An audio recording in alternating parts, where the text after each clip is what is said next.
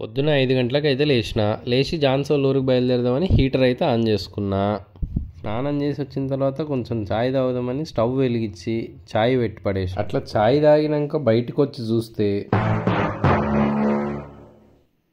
సందులో ఒక్కడు కూడా లేడు. సరే సందులతో మనకెందుకులే అని చెప్పి ముందైతే కార్ అన్లాక్ చేసిన. ఒక్క బ్యాగు ఒక్క ఫోను పట్టుకొని ఒక్క బాటిల్ చేతిలో పెట్టుకొని కార్లకు ఎక్కిన. టైం 11 అవుతుంది. ఓకే అని చెప్పి కార్ ఆన్ చేసి మెల్లిగా నావిగేషన్ ఓపెన్ చేసి నావిగేట్ మీ టు అవర్ అత్త వాళ్ళ ఊరు రొంపిచెర్ల 7 గంటల 1 నిమిషం చూపిస్తుందా అని గాబరపడి ముందు అది క్లిక్ చేస్తే అది చూపించిన డిస్టెన్స్ 425. వాట్ ద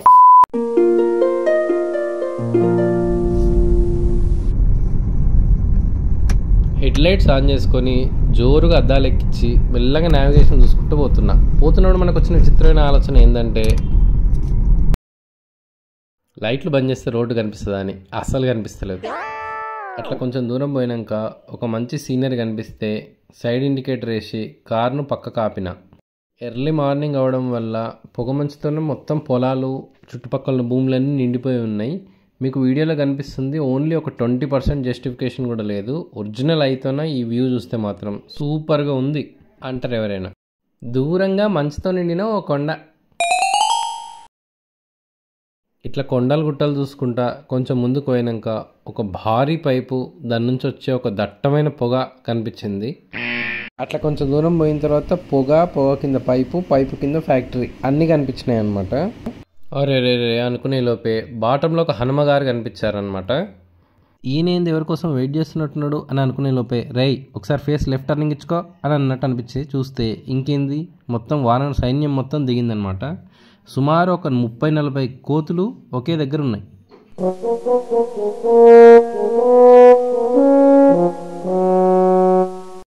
శకునం అదిరిపోయిందని కారున్న హనుమాన్ గారిని కూడా ఒకసారి చూసుకొని జై హనుమాన్ అనుకొని మళ్ళీ కార్ స్టార్ట్ చేసిన. అట్లా దాదాపు ఒక 60 కిలోమీటర్స్ సింగిల్ రోడ్లో డ్రైవ్ చేసినాక నాకు హైవే టచ్ అయింది. సింగిల్ రోడ్లో డ్రైవ్ చేసి హైవే ఎక్కుతుంటే ఉండే ఒక ఆనందమైన ఫీలింగు ఓన్లీ డ్రైవింగ్ అలవాటు ఉన్న వాళ్ళకి మాత్రమే అర్థమవుతుంది.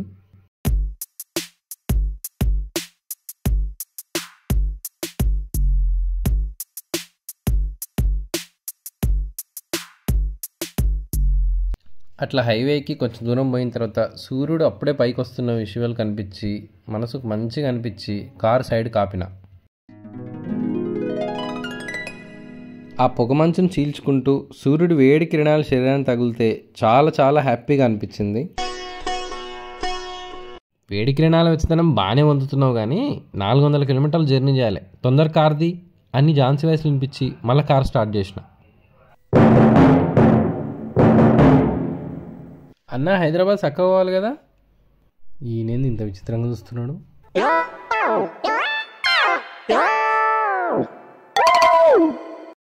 హైదరాబాదు బోర్డు ముందరనే ఉందన్న, చూసుకుంటా పోతలే.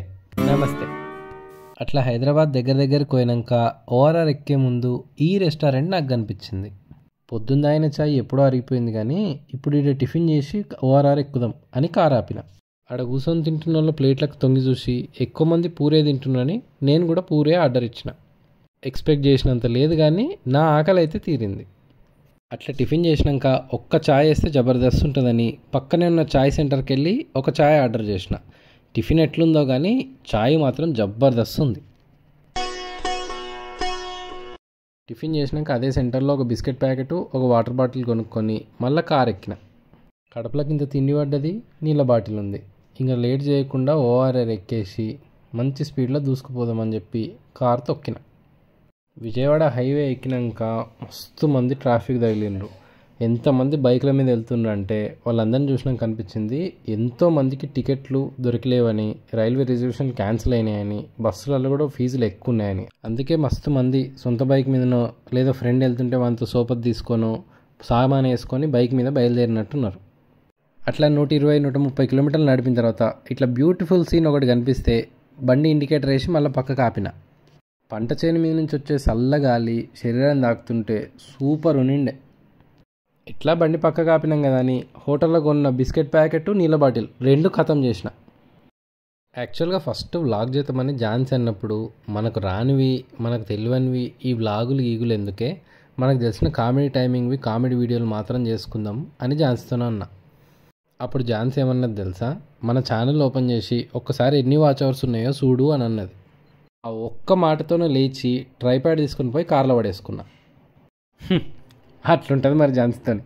మొత్తానికి అట్టిట్ట చేసి రొంపిచెర్ల విలేజ్ అవుట్స్కట్స్కి అయితే వచ్చిన. అవుట్స్కట్స్కి రాగానే పెళ్లి చూపుల రోజు మొదటి సంక్రాంతి విషయాలు గుర్తొచ్చి కొంచెం సిగ్గు అనిపించింది అనమాట. పాత జ్ఞాపకాలతో పాటు పాత సందుల్లా మా అత్తోళ్ళు ఇల్లు ఎత్తుక్కుంటా మొత్తానికైతే వాళ్ళ సందు దగ్గరికి చేరుకున్నా. ఊళ్ళో ఎన్ని మారినా సుభాష్ చంద్రబోస్ గారు మాత్రం అలాగే ఉండడంతో ఆయన్ని గుర్తుపట్టి ఆ సందులోకి మా కార్ని తిప్పిన. మా అత్తమ్మ వాళ్ళ ఇంటి ముందు ప్లేస్ చూస్తే తిరుపతిలో వెంకటేశ్వర స్వామిని చూసినంత ఆనందం వేసి కారు ఆపి వెంటనే ఇంట్లోకి వెళ్ళి ఝాన్సీని జాహ్నవిని కలుసుకున్నా. అన్నట్టు ముఖ్యమైన విషయం చెప్పడం మర్చిపోయామనండోయ్. హ్యాపీ సంక్రాంతి.